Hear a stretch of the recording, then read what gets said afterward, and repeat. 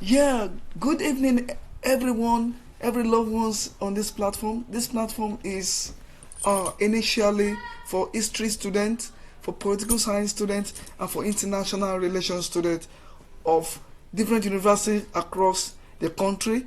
And today we'll be talking about the peace treaties of the Versailles in history.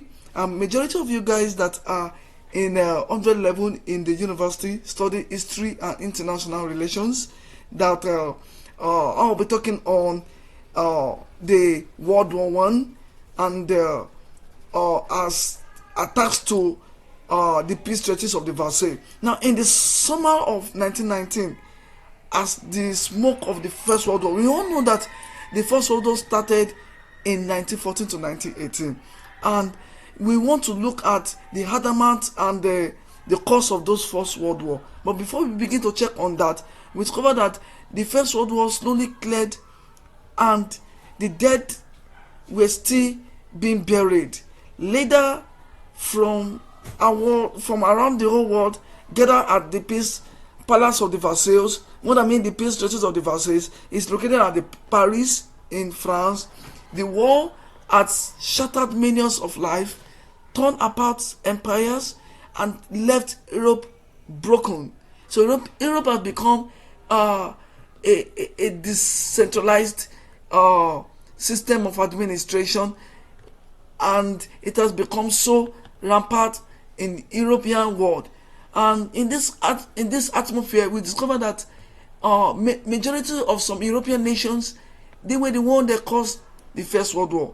And after said that, we hope that the hope was that the peace was true, lasting peace, could now be written into history. So history, the study of the past and present event. So there is no event without history. But as the man and the men in the suit sat around polished tables, Bennett, Grant, and candlelights, not everyone shared the same visions of what peace should look like. That's why in the most university of where we have today, we have peace and conflict studies, we have criminology and security studies.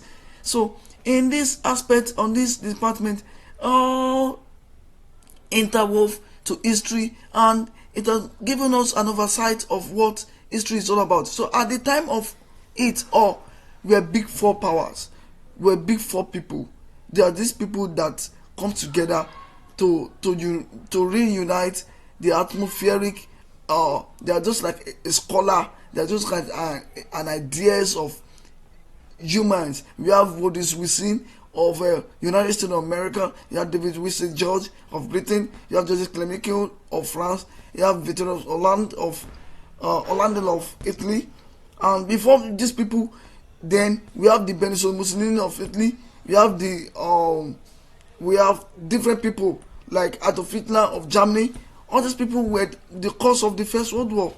So, at this Wilson idealistic and scholarly had sailed across the Atlantic to bring his dreams for a better world to life, a world shaped by his 14th point, which promised fairness, freedom, and its right of nation governs them. But Wilson quickly realized that it was in a classroom anymore. It was a room full of men hardened by war, bitterness, fear. Clemenceau's nickname was Tiger. They call him the Tiger because of his autocratic way of ruling. And he had lived through Germany invasion twice in a lifetime. In his country, France had been able to ravage. So there were different delegations that handled the terms, and this has Tom Germany would take over the blame for they were the cause of the war. So they were asked to pay a reparation fee of 91.6 US billion US dollars for causing the war, for destroying the affairs of the community. So the peace treaty of the Versailles has fashioned that. So all the economic rundown, they had to pay the reparation fee to make sure everything must be in place in June 28, 1919.